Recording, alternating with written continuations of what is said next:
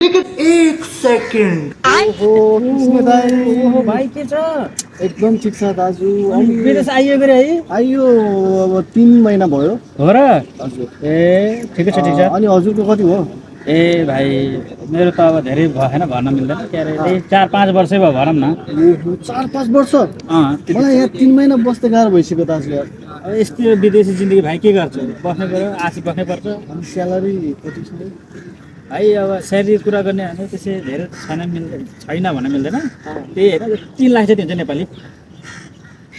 3 लाख 3 लाख धेरै होइन नेपाली 3 लाख अनि काम चाहिँ के हो काम काम काम चाहिँ भाइ बबाल छ यस्तो सजिलो काम छ केही होइन कम्पनीले कोड पॉइन्ट देखा लाउने हो यहाँ उभिने हो त्यही घोडा चराउने अर्को काम टोल फिल्डलाई घाममा सुकाउने